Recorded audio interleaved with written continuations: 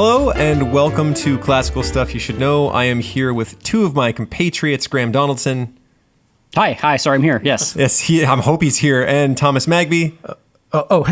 Hey. Sorry. Hey, guys. And our podcast is all about bringing the classical world to you, our listener, in a way that is digestible and not too foreign, not too heady, not too academic-y, which is a word I just made up. And also, it's summer, right? Woo! Wow. Sorry. Summer is going to be apparently a raucous time. It's kind of, I don't know. Summer's a very exciting time. It's also a bummer because there are no students at the school. I don't know. Things get very quiet. So that's a bummer. We also live on the surface of the sun during the summer. Yes, in Texas. there is that. Yes. It's pretty warm down here. I, for one, love summer. Okay, great. You two little rain clouds. No, I do. I do too love summer. So today, friends, we are going to be studying and talking about a book by Aldous Huxley called... A book, surprise. Surprise, called Brave New World. And Brave New World is, yes, it is written in the 30s. So those of you who have questions as to whether or not it is considered a classic, you can send your angry emails to Thomas Magby. Wait, no, I don't like this. No, hold on. No, it is written in the 30s, but we do study it in 10th grade. And I teach it, even though it is a more modern book. But we're going to be talking about it because it's good. It's a good one. But fellas, I just got to say, it's summer. Uh-huh. I had my coffee. Mm-hmm. I have a beautiful cup of coffee in front of me. I just ate some granola. Mm-hmm. The weather's nice. I feel like all of my needs are met. Okay. What more could I want? I like that you're doing life? your own intro for your own episode. You're finding your own pun to make on all this. Great. No, because that means the book. One of the themes in Brave New World isn't society and culture and civilization for meeting all of our needs. And if all of our needs are met, are we not then going to be happy and just live in a state of perpetual ecstasy? So let's talk a little bit about Aldous Huxley now. Frankly, I don't know too much about the man. All I know is that born into the British aristocracy, relatively famous family. I believe his grandfather was one of the scientists on board. Was it Darwin's? Darwin's, on board the voyage with Darwin.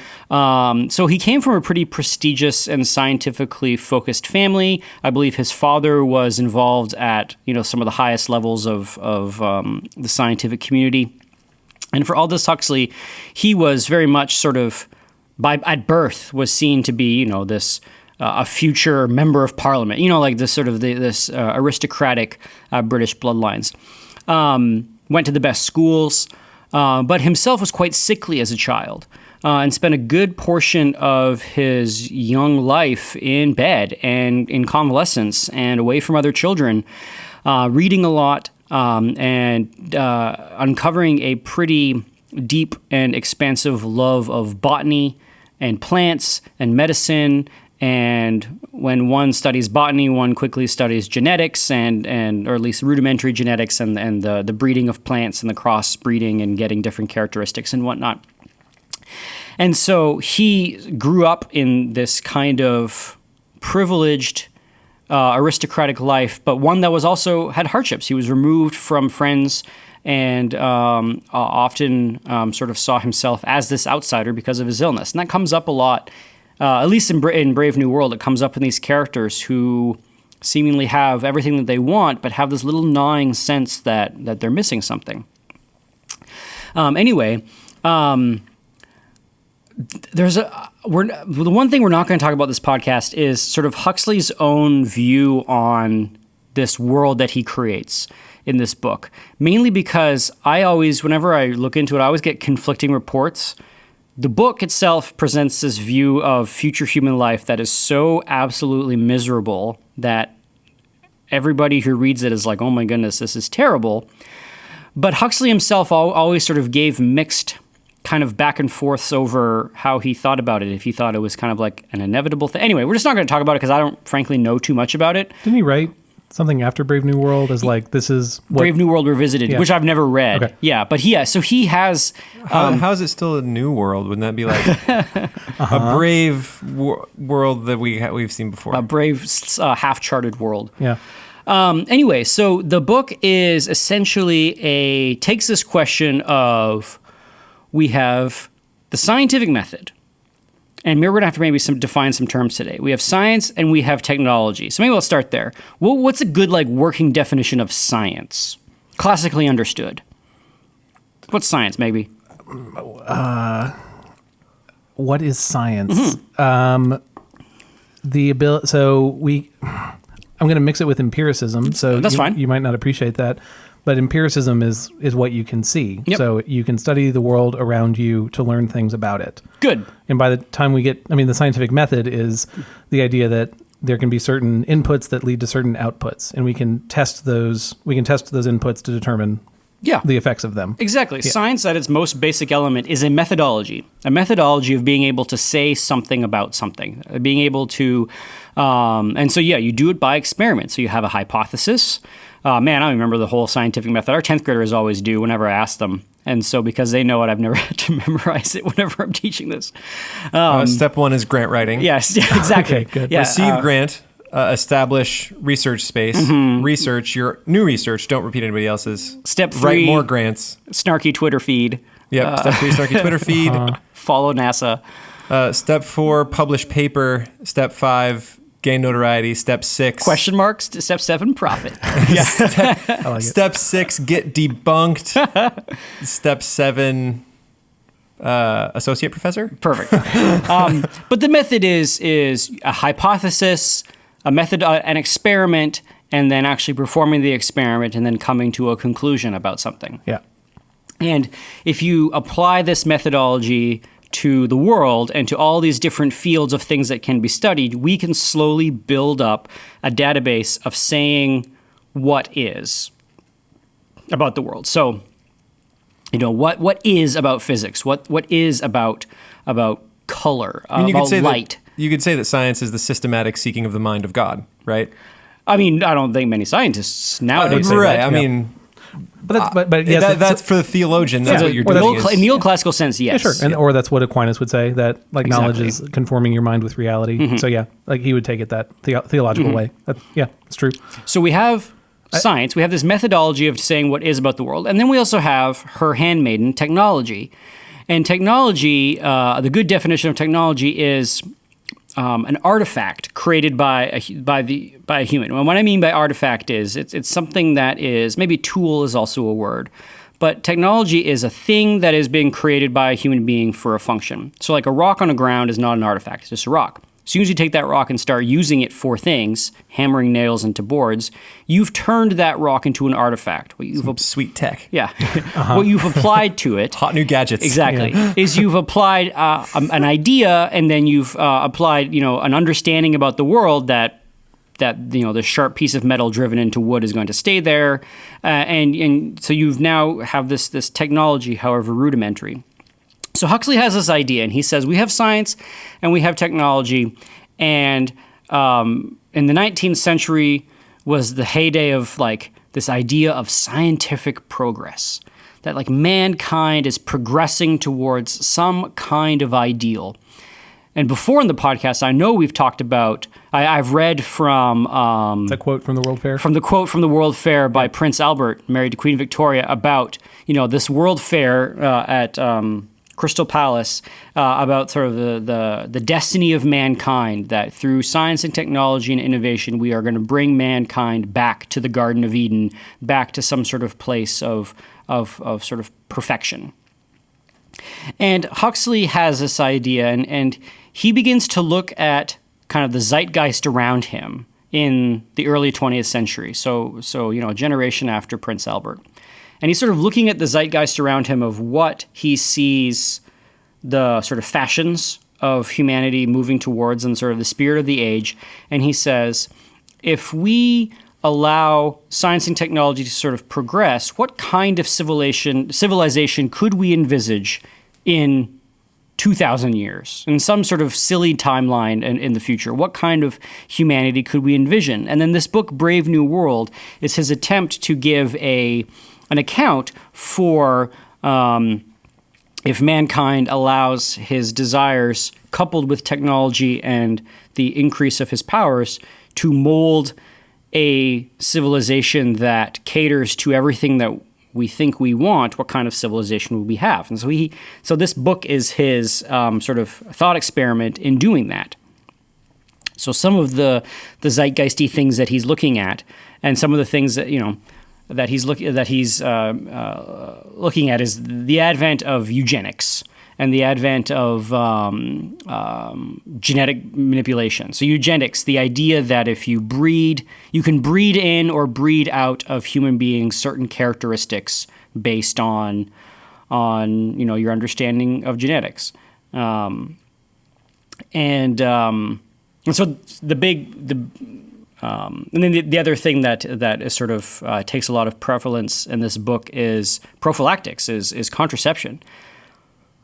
Every time I read this book and I think about it, I don't even think we realize how different a world we live in post-pill or post-easy birth control. It is an absolute moral paradigm shift that has happened kind of maybe 20 years before we were born. We're sort of 80s kids, right? Born in the 80s? Yes. Thomas, you were born in the 80s? Were you born in the 90s or anything? 89, thank you very much. Barely. 89, yeah. Jeez Louise. Jiminy Christmas, I'm old. All right. Well, yes. But anyway, so this was not, this was only beginning to be understood in Huxley's time. So he's writing in the 30s, but the idea and the knowledge that science and technology would have the ability to divorce sex from children, sex from procreation was a known thing. It was just not a matter of if, but when. And so that kind of moral atom bomb has gone off, and Huxley's kind of thinking about what kind of future would we have, what kind of civilization would we have. Anyway, maybe this is a good point to tell listeners that in discussing Brave New World, we're going to be discussing a lot of pretty serious and some dark and some pretty heady things. So maybe this is a podcast for the younglings to skip. Maybe you need to wait a week and go on for Hannenberg's podcast on, I don't even know what you're doing next week. Jason and the Argonauts. And the Argonauts. That's a feel-good family story. There's definitely no mass murder and but that's okay. No relations outside of wedlock. Yeah, None exactly. of those things exist in this ancient Greek epic. Excellent. Neither do weird sword birds. Oh, I'm so excited. Get ready, boys. Anyway, so let's talk a little bit about this world. When I teach the book, there's the world building and then there's the story. And in many ways, the story is secondary to the world of the book. This past year in English class, we were kind of running up against time because we spent a little longer on some books. And so we just talked about the world building. We didn't even get to the story. The story really is kind of a secondary thing in the book. So the world. So this is a world set many thousand years into the future. And fellas, it's a perfect world. Okay. Everything has been organized, and the motto is, I can't remember what the motto is. It's like community, identity, stability. Okay, good. Isn't that great? That's what we're all working towards. No, it's not. Human beings, the family has been abolished. We don't need families anymore. Families just bring high passions and love that's displaced inequitably amongst society. So human beings are now born in factories, in test tubes, in bottles. And everyone has an inescapable social destiny. So Megby, do you like your job? Yes. Do you have those moments at some point where you're just sitting at your desk and you're like, man, I'm nervous about where we're going with this. I was made for this job. Yeah, but if you're going to reveal to me that Veritas, as I was in the womb, they applied, didn't they give alcohol to the kids when they're making them? Oh, but you're not in the Brave New World, Thomas. Sorry. You are an old-fashioned normie. And bro, you're an alpha. Yes, you are an alpha. If I'm an alpha double plus, then rock and roll. Yeah, seriously. So yes, let's define our terms. These pluses, double pluses? I don't remember. There's alpha double pluses. Yeah. Okay, good. There's Really? pluses and minuses. I couldn't remember what the. Yes. Yeah. So the world is based on a caste system. So there's alpha, beta, gamma, delta, epsilons, and everybody is created, and everybody has what is referred to as their inescapable social destiny. You have a place in this world. You have a future. You have a purpose, and that purpose is that you are going to be essentially conditioned to love the thing you're going to have to do. Yep. So everybody's made in test tubes and is the slang term is bottled. Everybody is bottled and is raised to work in a specific job. So let's say if you were going to work in the salt mines, when you are either a fetus and then as you are a little baby, you are subjected to heat. And every time you're subjected to heat, some sort of pleasurable stimuli is given to you in the form of soma, which we'll talk about in a second. And then you'll be subjected to cold.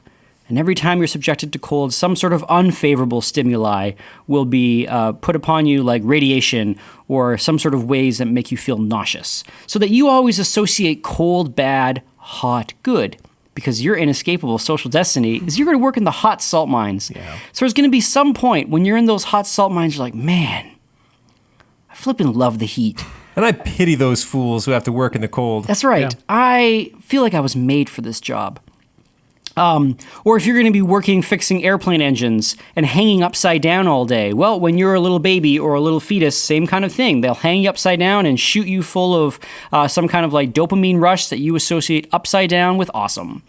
And then when you're right side up, or when you're doing something different, you're going to be hit with some kind of radiation or some sort of thing that associates right side up with just not quite right. Like one of the modern wives of they just make you watch reruns of some horrible television show or something. Yeah. So upside down, it's awesome, and then right side up is like Modern Housewives all day. Bravo television marathon. Ugh.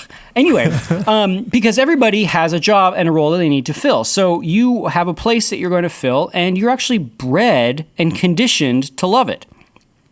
Now, in this brave new world, there are people that have to do pretty rudimentary and boring jobs. And they don't need to have the same kind of cognitive functions or the level of human complexity as everybody else. In fact, it would kind of get in the way. If you were a fully functioning adult and all you were doing all day is working in the salt mines or pushing a button, that may be boring for your high-powered mind. So what in this brave new world they have developed is, over a period of time, they've developed a caste system. So there's alphas, betas, gammas, deltas, and epsilons. Alphas are like you and I. Okay. Congratulations, Great. fellas. Okay. We are alphas. We have nothing wrong with us. Okay. We have our full cognitive abilities. We are tall. We are broad-shouldered. We are handsome. We are alphas. So you should think, listener, whenever you imagine us. Just cast in your mind's eye that picture. Then there are betas. Betas still have all of their cognitive functions, but they have some kind of deformity that holds them back. They're a little bit shorter. Maybe they have some. They have some sort of. Maybe they have some sort of immunodeficiency. One of the main characters, her name is Lenina, named after Lenin, and she has lupus given to her at birth genetically. So you have these betas, and the betas, they are these sort of second in the caste system, and they are not quite as perfect as the alphas. Gamma, delta, epsilon, you work your way down, and then when you get to epsilon, you have essentially, and the book makes no bones about it, they have essentially bred a whole cast of either dwarfism and Down syndrome and some severe mental and cognitive disabilities, because they are only going to be bred to do some certain small function, and they don't need the full sort of gambit of the human experience. And how do they sort of mess with your mental ability? Is it by watching multiple episodes of just the more episodes you watch of Modern Housewives? No, so part of it comes with something that is called in the book. I don't know if this is a real thing or if this is something that Huxley made up, but it's called the Bokanovsky process. And what it essentially is that the embryo, once fertilized, is put under a severe amount of stress. And when that embryo is put among a severe amount of stress, it splits into two, and then you put those embryos among stress, and then they're split into four. And in this world, they've sort of discovered that they can, not indefinitely, but they can split embryos up to something like 70 times or something. And just to make you feel better, that is a fictional process. It is a fictional process. Yeah. So this idea that that you split this embryo and that you have, 10,000 identical twins of the epsilons. So you're not wasting. You're not wasting one embryo on someone who's going to be an epsilon semi-moron, as they're called. You're reusing this embryo, and you're kind of like rinsing and repeating it, and that gives it that degrades its function over time in this world. But it doesn't matter because you don't need full functionality, because his inescapable social destiny is going to be something utilitarian, but he is going to be conditioned and bred to absolutely love that destiny of his. So why would I want to think hard when I can sit here in this elevator and push buttons all day long and think about whatever I like? Exactly. Right? Those guys, they got to work in the salt mines, they got to think about all this stuff. I don't got to think. I can just push a button. Exactly. So there's one character. I mean, he's not a character. There's one scene in the book where the two main alphas are going up to the roof, and the person who's running the elevator is an epsilon. And you can tell by the way that he only knows one word, and that word is roof. And he can take commands of which button to push. But his greatest joy every day is when he gets to the roof and those doors open and the beautiful sunlight washes in his elevator, and he goes, "Oh, roof, roof." And you just know that at some point during his conditioning in the Department of Hatcheries, that's where they're from, that's where everyone's hatched, that during his conditioning in the Department of Hatcheries, that he was conditioned to love pushing that button and going to the roof. He was made for that job. Identity, stability, community. So yes, conditioning is a big part of this. People are conditioned to hate, for example, going out into nature, and they're also conditioned to hate reading books, because, as one of the characters tells us while giving a school group a tour of the Department of Hatcheries, is that back in the day we used to condition people to love to going out into nature. But it turns out that everybody just wanted to go go camping on the weekends. And the trouble with going camping is you don't buy very much stuff. Great. Okay. And so we just realized that people, when they went out to the woods, it was kind of these 2 wasted days of them not purchasing anything and of them just sort of enjoying the outdoors. So they are now conditioned to be suspicious of nature, and to love organized sports where you have to buy lots of equipment. Because the organized sports isn't just like basketball with a ball and a hoop. There are extra paddles, and you have to have sets of paddles and hoverboards and like certain helmets and a dress, and like it's all very complicated and expensive. It's like worse than hockey. Yeah, it's worse than hockey. Yes. That's a sport that needs a lot of equipment. Oh, it's true. And it's worse than hockey. So people are then conditioned to love expensive sports because you got to buy all the equipment, and that keeps the economy going. Is it just me, or does that kind of sound awesome? Like sports with lots of gear? I'm kind of a gear nut, and that kind of sounds great. Centrifugal Bumble Puppy is the name of one of the sports. Oh, I would play that. I don't know what that is. Seriously. That sounds fun. There are puppies involved. Yeah. And if it's a Bumble Puppy, it's Even better. just falling over its big fat paws. Mm-hmm. Oh, it's so cute. I'm not quite sure if puppies are involved. Does that makes everything else worth it, just to play Bumble Puppy? For me, Hammer's okay, in, yes. great. Yeah, okay, I'm in. Good. I'm in. You are also taught and conditioned to love your place in the world. So alphas, and through a process called hypnopadia. Hypnopadia is basically when you're going to sleep at night, phrases are repeated over and over in your little speaker pillows, and that you have these sort of phrases embedded inside you, much like a liturgy. Well, this was all psychological conditioning when it was just coming out, right? Psychological conditioning was a brand new thing. Yeah. Pavlov's dog and all that, and they were like, hey, we can make people do what we want. We can make people do what we want. Yeah. Now, turns out that in this hypnopadia, you can't get people to memorize facts, but you can get people to memorize sort of sentiments or moral feelings. So they learn all these little phrases, and they're bouncing around in their heads and hearts for their whole life. Things like a tree and a bee is not for me. Yes, yeah, exactly. I made that one up. That's very good. That's the kind of thing. You could work good. in Yeah. whatever the Department of Propaganda or whatever. Yeah. Isn't that's 1980? No, they have a propaganda department. Oh, really? Yeah. But things like ending is better than mending. It's better to throw out your shorts when they get a tear and go buy a new pair of shorts than it is to repair your shorts, because if you mend your shorts, you're not buying new shorts, guys. True. You have old, gross, mended shorts. That's right. everybody belongs to everybody, which is another thing we'll talk about in a second. And then all the different castes are taught that their place is best. So the betas are taught like, I'm so glad I'm a beta. Those nasty gammas have to wear such an ugly color and they're dumb. Those alphas, they have to work so frightfully hard. I'm so glad that I'm a beta. And all the betas have this as they're sleeping in their barracks, because remember, they don't have families. They all live in one big room as they're growing up. And so they all have this belief that where they are and who they are and what they do is the best possible situation that they could be in.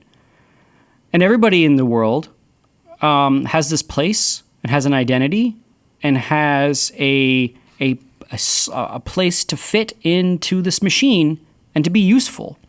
These are very powerful needs that are being met.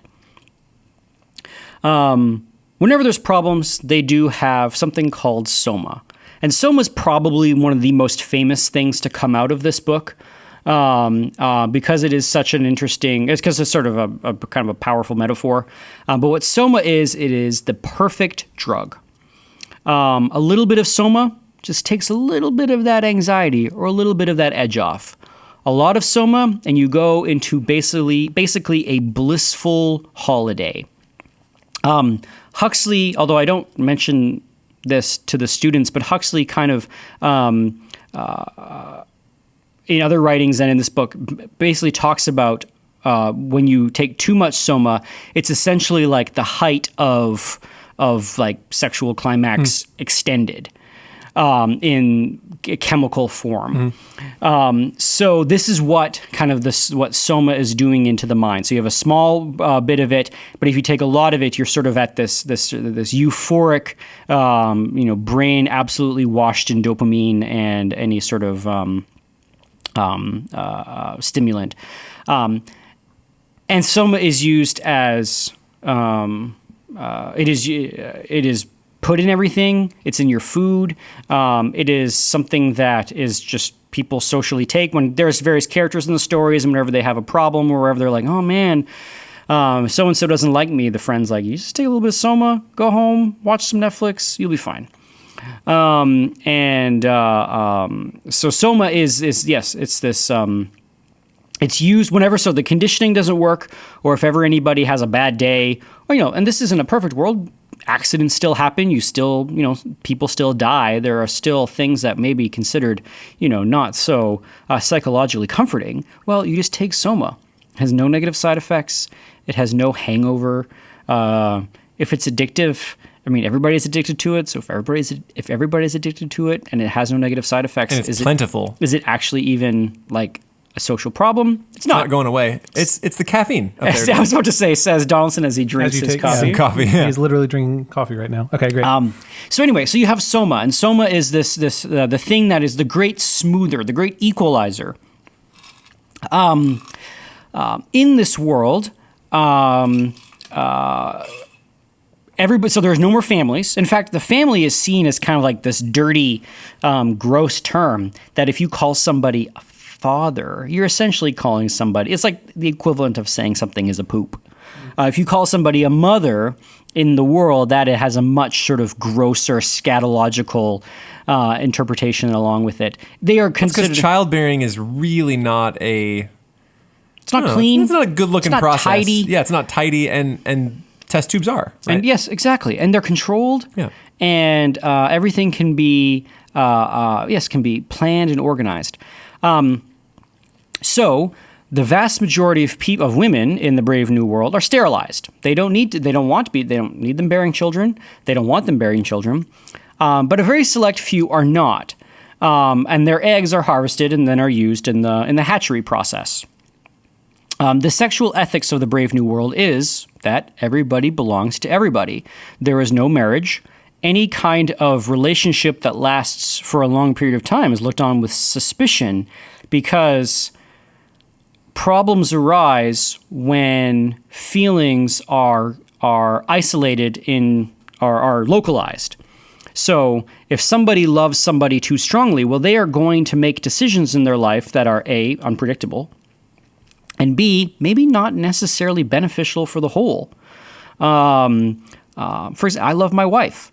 I will make decisions that, if push came to shove, I would probably make decisions that would take me out of community with you fine gentlemen. Like if a man had just had to live in Sweden or something, I don't know. This is a stupid example, but you know what I mean. So like, if strong passions and feelings are looked at suspiciously, eliminating families, or the slow elimination of families, I want to remind the listener that this is a process that has happened over many hundreds of years. Whenever I teach this book, students always sort of think that some big bad has kind of instituted this world and is pulling the strings in the background.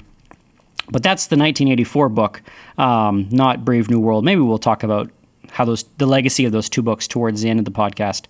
But there's no big bad. This is a society that has we've ambled, sort of, found our way to.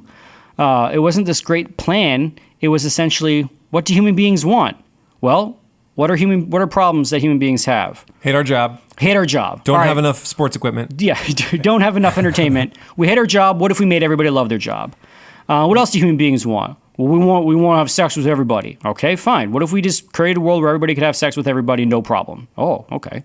No mosquitoes. Well, stay out of nature. Yes. Well, we get wars and stuff. Oh, well, why do people have wars? Well, if you boil it down, someone's passions for something are stronger than other people's. And their needs aren't met. Or there's feuds because of love or whatever. Well, if we can smooth all of that out from birth, from the beginning, then we can avoid all of these problems. So this is what the world has kind of slowly lurched itself into, as opposed to some sort of giant revolution has happened. The slow march and the advent of technology. So, anyway, the sexual ethics. Everybody belongs to everybody. Everyone is expected to have sort of meaningless and permissive and pervasive sexual relationships with everybody. And if you're not, it's not okay. It's weird. Because it also means that somebody else isn't getting fulfilled and you're not doing your part. And that's right. Isn't that part of it? That's right. And yes, so there's one character, and she kind of. So this is the world of the book, the story of the book, which I don't even think we're going to spend that much time talking about today. The story of the book is that there are a number of characters that kind of feel like everything doesn't really fit for them. And there's one character, and her name is Lenina, and she is quite beautiful, and she's a beta, but she's one of these betas that has that it hasn't been sterilized, so that she even sort of is more sexually appealing to everybody. And she is a highly sought-after partner. And she's just kind of at some point feeling like it's just something's missing. And she ends up dating somebody for a month, and her friend tells her that that's unnatural. And she's sort of looking for something. Passions, right? Because passions, and she's sort of looking for something more. So all of these characters are kind of, their humanity begins to sort of bubble to the surface. Right. There's one character who feels like he hates Soma. There's one character who's an alpha plus who has the best job. All the women love him. He's handsome. And he's an advertising executive, to put a sort of that's sort of what he does. He actually writes those limericks, those little phrases. He wants to be a poet. He wants to say something meaningful. And so he kind of has this feeling like everything's not right. And then Lenina, she kind of wants some sort of real relationship. And she has this feeling like everything is not right. So the story is that human nature still bubbles to the surface, and this world can't completely give everything that everybody wants. But the tragedy of the book is that the conditioning is so pervasive that what we recognize as normal human nature eventually is seen as kind of a bug in the program, and the conditioning and Soma eventually can sort of eradicate those desires and bring everybody back to a sort of a baseline existence of pleasure and of every need being met. Our students very easily see the seeds of, if this book is the full flowering, they easily see the seeds of it in their lives and in the world around them. Loosening sexual norms, hookups,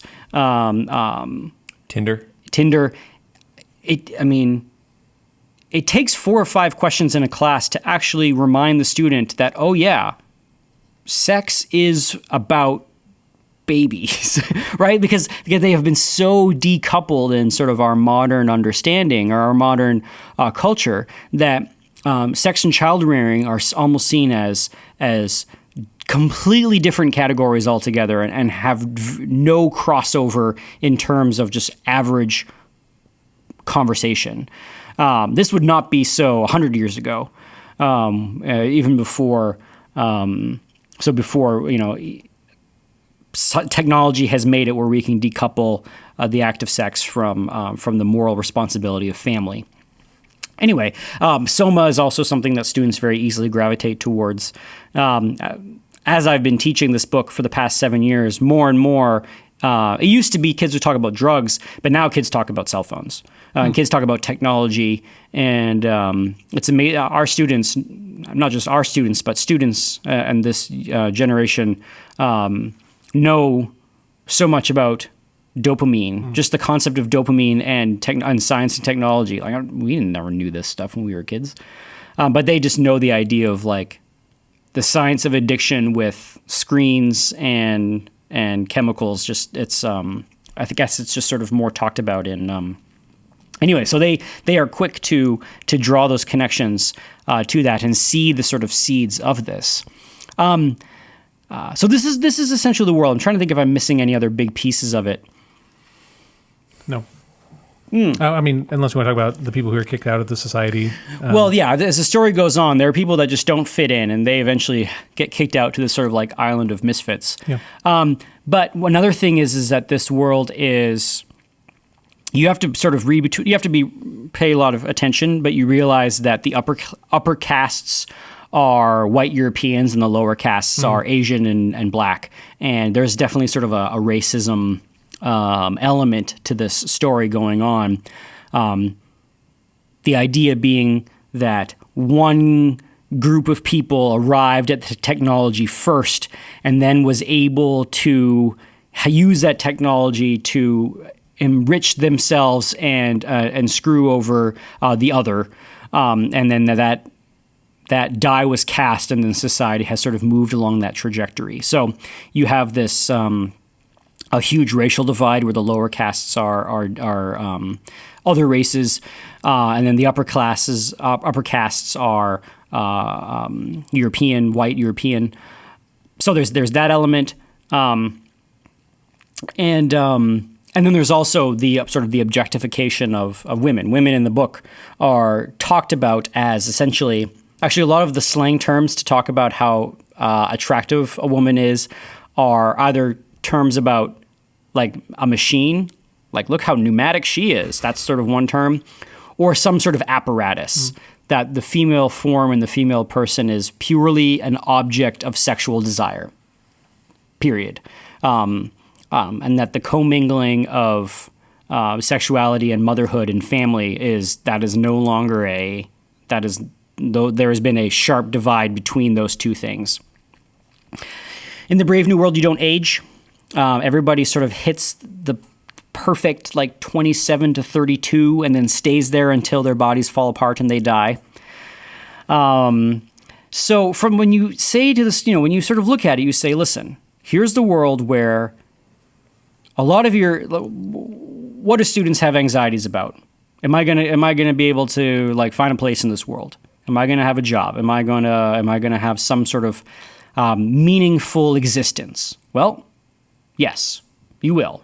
In fact, from birth, you will be conditioned to. In the world of Brave New World. In the world of Brave New World, yes, you will. Everything has been taken care of you, and in fact, you are going to be completely formed to love the thing that you can't escape. You will be able to, it's like any sort of pop song, right? Like you see the thing, you want the thing, you get the thing. That will be a reality for everybody. And if you will, there will be no rejection. Everyone belongs to everybody. And then if ever there is a bad day, well, there is a chemical backup for you in Soma. And so then this is the world. And so I always ask my students, so then what is traded? Or the other question is why, and usually they're reacting like, oh, I don't like this. This doesn't sound good. Mm-hmm. And my question is, okay, why? What's wrong with this?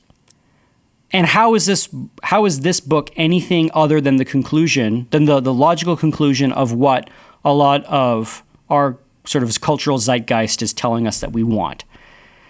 Students often, so we have good conversations with that. Isn't the difficulty that people would be happier in this society? That is the difficulty. Yeah, like it's hard to... Yeah, you're saying that like in the language of... I don't know. I don't like using the word culture. I don't know.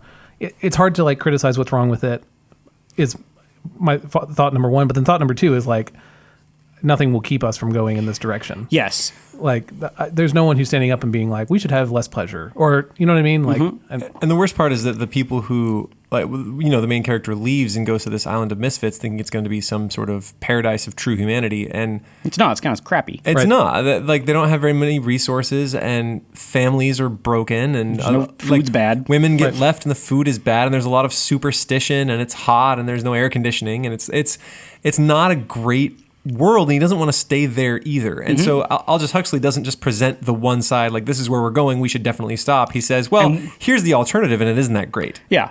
Yes, it's definitely a pessimistic book.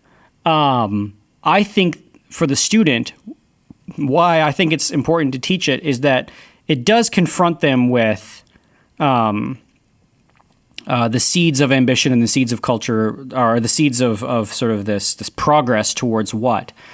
And really, the only way out of it is to say that there is something about being a human being that is beyond what this book offers. So this book offers those three things: identity, community, stability. There's something more that the human person wants than just those three needs met. I think about this whenever. So what's that like? It's been bouncing around in a lot of like the TED Talks. The things that human beings need to be happy. I don't know. It's like friendship and meaningful work and it's some sort of hierarchy of needs, right? Yeah. Ben Sass did a talk at he's a senator from Nebraska. He did a talk at the Gospel Coalition, and he was talking about, I think the psychological research says that human beings generally need friendship, people who are sad when you're sad and happy when you're happy, sort of its basic form, some sort of meaningful work. And the last one is important, and the last one doesn't exist in the Brave New World, some kind of answer to what happens after death.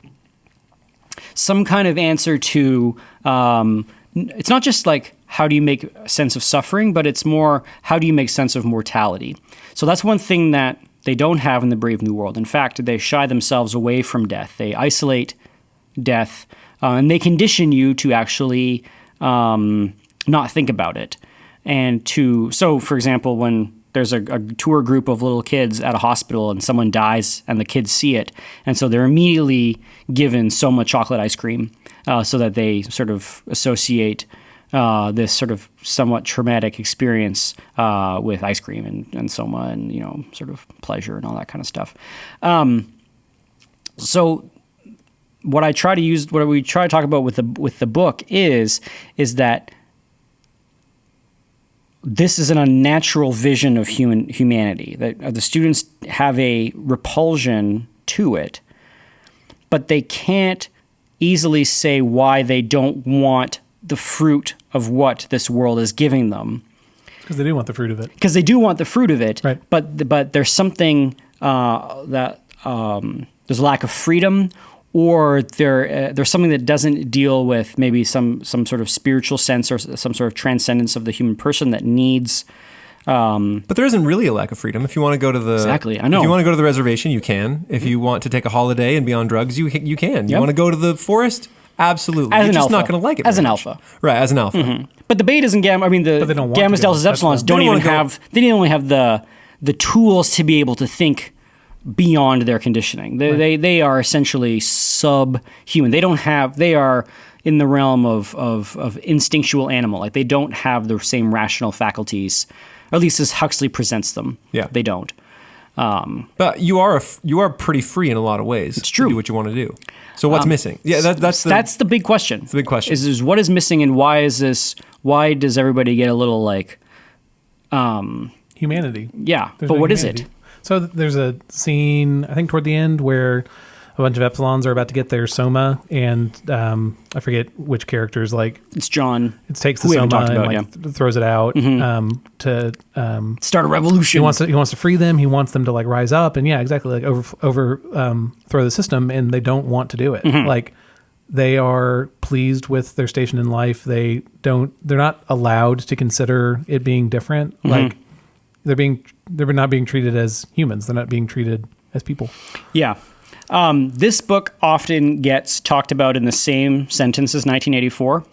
But I feel like Brave New World and 1984 are radically different visions of collectivist future. I think they're polar opposites on the same track. Yes. Kind of. So they're both, when I say they're both collectivist in its vision of future humanity. So what I mean by collectivist is a centralized, controlled human existence.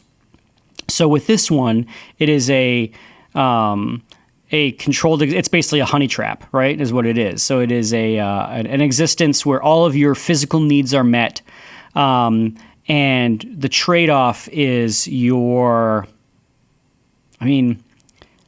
I guess sort of your existential freedom. I don't even know how to say it. There is a trade-off, however you want to put your finger on it. 1984 is just a boot on a neck. Yes. Like 1984 is people want something other than this authoritarian government, and they can't get out of it. They can't get out of it, and even their minds are beginning to be changed through, what was it, doublespeak and all that kind of stuff.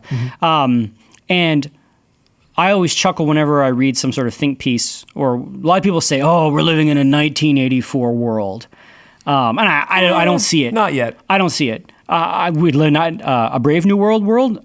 I see way more seeds of that. Well, that's the I think both are manifest. I just don't think current United States is manifest in 1984. I think there are other countries around the world that are experiencing far more 1984 than they are Brave New World. Yes, totally. Yeah, there are definitely strong-armed fascist regimes that have the boot on the neck of freedom in the world. Definitely. Absolutely. But with Huxley's Brave New World, this seems to be the kind of world that would be stumbled into by mistake, as opposed to intentionally planned by some sort of strong arm. Yeah. And that's kind of the scariness of the book is that every kind of terrible conclusion, soma, seems to have its genesis in a problem that we have today. So in the United States, drug addiction is now, I think is it beat out heart disease, or at least it's getting there. I don't know. The thing that went around headlines is that the life expectancy in the U.S. dropped because of opioid overdoses. So yes. So here's two. So then you are somebody who cares about this problem, and there are two ways that you can try to solve this problem. We can try to get people off opioids. Oh my goodness, people are taking these opioids and they're dying. Or you can engineer a safer opioid. Right. Like, and so here is. The world has said, well, it's too hard to get people off drugs. If we can engineer safer drugs. You can get people off of marijuana, or you can just be okay with marijuana. Yes. And then if we can, if we can sort of put our scientific resources into understanding what makes up these materials, then we can engineer them in ways that are safer. And then all of a sudden you get all sorts of, dystopian uses of words, safer and healthier for the community, right? That's garbage. But you get these sort of new zeitgeisty phrases about like using science for a better world and engineering better opiates, right? Like you could almost hear. That already happened. You could almost hear like the startup bro pitch in Silicon Valley. Well, we used to have opium, and now we have Adderall, right? Yeah, when you have what are they called? Methamphetamine. No, you have methamphetamines and benzodiazepines, whatever they're called. Benzos. Sure. Anyway, so right, every terrible solution, every terrible terminus in this book, you can see the seeds of it today. Oh, I guess I'm broken families, but also all these things. Like when you're referencing medication, like medication has a use also. Like it's not. So does this. Kind of. Soma is for the escape. It's not for. I don't think it. Maybe tell me. Actually, when John's mom is in the hospital, is her soma drip for pain or is it? It's for pain, and also because she just doesn't want to. She's grown ugly, and she's in a world of beautiful people. Yeah, the point I was going to make is that maybe the drugs you're talking about have actual purposes. Adderall has an actual purpose. Mm-hmm. Yeah. Soma does not really have a purpose. Like, it doesn't have a medical purpose, rather. Same with opiates have a medical purpose. Sure. Or you pathologize human experience in order to, because you already have the solution for it. Yeah, the only pushback I'm giving is that, so like, we need painkillers. And so a non-addictive painkiller would be like awesome. Yes. Like that is a thing that should be developed so that like surgeries can happen. Oh, tell me I'm wrong. That's fine. Well, do you not want painkillers? No, I'm just saying a non-addictive painkiller is kind of like a misnomer, right? Like, isn't every non-addictive painkiller going to be addictive because it kills pain? That's what opiates were supposed to be. Yeah. That's how they were marketed in the 90s, and that's why... You guys had ibuprofen, right? Yes. Yeah, exactly. That's why... it's not really that addictive, as far as I know. Talking about ibuprofen? Sure, but that's not an opiate. That's not... But you can get better. It is a painkiller. Like, if you're talking about non-addictive painkillers, we have those. But I'm saying like for like high-end pain or whatever it's called. Yeah. So like for back surgery, like your ibuprofen will not help you with that. Ether will, though, won't it? Sure, but I think you can die from ether. Yeah. I mean, hey, that's I guess, weird. Everybody. Anyway, sure. I guess. I don't know. Yeah. So and I think it has the same problems of addiction, but I'm not sure. But we need to keep sort of a nuanced...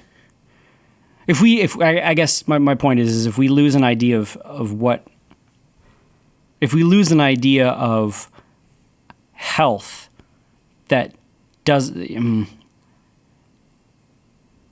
if we start messing with the baseline idea of what is a happy person, and we say there can't be happy people unless they have some kind of chemical but this is tough. Additives. But if you can boil down and say happy brain looks like this, and you can regulate hormones to make it look like that. Yes. Like, why wouldn't you do that? Exactly. That's the point. Why? Right. I mean, then this is the world that has done that. Right.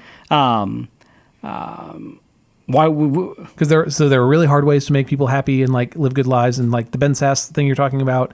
Like, yes, you can get those three things, but it's really hard to get those three things. Friendship and a great job, or not just a great job, but a purposeful job, and then a sense of peace about death. Yeah. So what's way easier than that is getting high. What's way easier than that is video games. What's way easier than that is like there are all these easier paths to get to those things.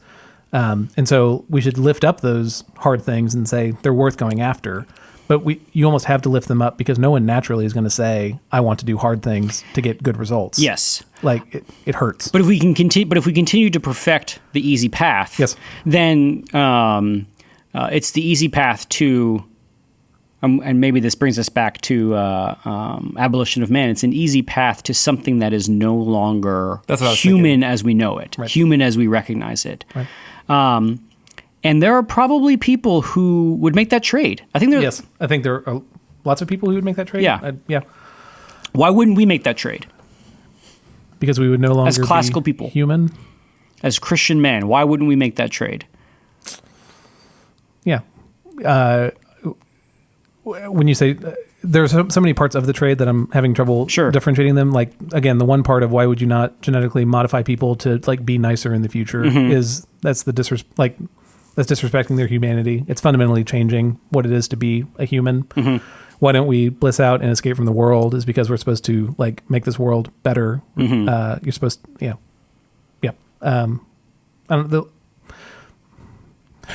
it almost makes you think that we've probably like the outcomes that we think we want in Brave New World are not things that we actually want. Yes. Or not things that we should want. And that's what characters kind of bump up against is, oh man, we got it. It feels like I just don't have what I want. I still feel like I still haven't found what I'm looking for, a kind of thing. And everyone's like, oh, just take Soma, you'll be fine. Right. But there's still that sense of that you're not living the way that you ought. So the book confronts the student with the immensity of that question, because the conclusions of the book are so much what the world tells them they want and says that they ought to be working towards. Yep. And then when they sort of see it in the naked light of day, they're like, I don't like that. Yeah. And I think there are a lot of things that are missing. I mean, there's you touched on freedom and said that we do, like, and I said that they kind of do have freedom, but they don't have freedom in the way that humans generally want. We want freedom to determine our own purpose, right? And that is specifically taken away from them. They cannot determine their own purpose. And it's the same reason my leadership kids rail against predestination, because it feels as though it is taking away their ability to predestine their own futures, right? Choose for themselves. Yeah. Well, maybe what you do we desperately want. is you fool them into thinking that they've made a choice about their job. So you like condition them, like if they're going to be a salt mine person, you condition them to enjoy all the things of salt mining, but then you don't tell them they're going to be a salt miner. And then when they're 17 in high school, you're like, you know what? This pamphlet came across my desk and it's a salt mine internship. I think you should check it out. Well, and then they go and they realize, oh my goodness, I flipping love salt mining. I've discovered myself. That's the other piece, is that it reduces the end purpose of man. So it reduces the freedom of man to choose. And then I also think it reduces the end purpose. If someone's end purpose truly is salt mining, well, isn't that a shame? It's their social purpose. Right? It's their social purpose, but it is made their ultimate purpose, and because the rest of their entire life is formed around this one job that they are supposed to do, when in reality, very rarely does someone find that much fulfillment in a salt mining job. Yes. Right? Their actual purpose is found somewhere else in something they enjoy, say model trains or family or something else that is a purpose they have chosen for themselves. The chief end of man is to glorify God and enjoy him forever. Yes, but for some people, they think that chief end is model trains. Oh, I see. So I'm not saying that is their chief end, but I'm saying at least they have chosen it, right? They've chosen some purpose that they want to pursue rather than being slotted into a purpose. But model trains will eventually be dissatisfying. Oh, I'm not arguing with that. Yeah. What I'm saying is that person chose model trains, right? They weren't ferried into model trains. And so I'm hoping that you're like actually really into model trains. I think they are just as boring as a salt mine. Bummer. Okay. Yeah. Good. Yeah, they look kind of fun. I'm not. Trains have never really been my thing. They can't turn fast. I just think the language of choice is really hard in the context of this book, because you would genuinely say, like, the Epsilons are choosing the salt mines. They're choosing. Yeah. They want Soma above everything else. But it's also it's almost unfair, because Brave New World changes all of our categories. Like, yes. In any other context, we could talk about. Yeah, if I met a kid and like he loves the heat and he loves salt mining, then like more power to him. Go do it. But in the context of this book, that's wrong, because they're being forced into it. They've been manipulated. Yeah, manipulated. Right. And exactly. so it's still choice, finding out that you have been manipulated by your parents your entire life. Right. And of course you would rail against that. That's not true freedom. And so you're missing those pieces, certainly. Yeah. And of course, the questions of higher purpose, afterlife, and religion, which are completely absent as far as I know. But then the sort of the good heuristic that this book can do is then can give the student the ability to say, wait a minute, I dislike the idea of being manipulated in that Brave New World. In what ways am I being manipulated by what I think is normal now? Like, they live in this culture, or they live in this world that is where they're being taught, and they have these phrases, and every ending is better than mending, and everybody belongs to everybody. And I, as this sort of outsider, look at that and I say, ugh, terrible. But then to have the ability to say, wait a minute, I need to look at the culture that I live in as an outsider and begin to look at the messages and begin to look at the things that I am presented. And when students begin to do that, it is a scale fall from their eyes kind of experience. And all of a sudden, they begin to see the insidious things of the world that they've never seen before, like, I don't know, the algorithms that tell them what Netflix shows to watch, or the predictive Google searches, or any of these sorts of things. They begin to say, whoa, my experiences and my what I should be wanting is being catered to and is being manipulated by something that is not, and this is another whole episode, it's not this like, it's not this big bad sitting in a tower saying, blah, ha, ha, I can control the masses. It's not like Zuckerberg's pulling all our strings or whatever. Right. We kind of stumbled into a system that is doing this kind of thing. It says, people want, give the people what they want. What people want are, be affirmed in their political view, to be affirmed in their political views. Facebook has all our information because we gave it Facebook to it. Yes, all our information. But now then you sort of there's this tipping point where it's this sort of feedback loop, and so when students begin to look at it in that way, they get that same kind of sense of uneasiness or that same sort of sense of manipulation that I think that they see when they look at this book. And it's a sort of a disorienting and kind of destabilizing experience. And I think it's a good thing. When we were kids, I don't know if maybe you guys didn't have this experience. When we were kids, I remember my folks, when we would watch television and ads would be on, this in the 80s and 90s was the heyday of like, oh, what is advertising doing to our children? Right. When we would watch ads, we would play a game called Spot the Lie. When we would watch advertisements, my parents were like, where's the lie in this ad? And I'd be like, if I had that beer, the pretty girl would talk to me. It's like, good, that's the lie, right? But then you turn off the TV and then you don't have ads around you anymore. That doesn't exist anymore. Anyway, it's just, there is a lot of parallels of the modern world and seeds planted now that if left untouched will grow into something that I think ultimately we don't want to be a part of. Anyway, that's why that's Brave New World, or at least that's the world. We didn't even talk about the story, but that's Aldous Huxley's book. It is the summertime. If you are a listener of this podcast, it's a pretty quick read. Yeah, it's quick and it's easy. And fun fact is that Aldous Huxley in his later life almost subscribed to the society that he put in this deeply dystopian book. Yeah, he died, I think, on drugs. Yes. I think that was Aldous Huxley. That's what he asked for, is that he would. Was it LSD? That he would be given that as he died, so he could die high. Yeah. Yeah, and so that's why I'm a little fuzzy on his sort of. He doesn't repudiate the world. I mean, he's kind of is for it. He's sort of all over the place. Yeah. Anyway, but that's Brave New World. Well, thanks for listening, everybody. This has been Classical Stuff You Should Know. You can catch us on the web at classicalstuff.net. You can tweet, or is it com? It's not. It's net, right? Yes. Yeah, it's net. Mm-hmm. And then you can tweet at us at CLSSCAL stuff on the Twitters, and you can email us at classicalstuff@veritasacademy.net. I tossed an extra dot in there. Let's try that one more time. classicalstuff@veritasacademy.net.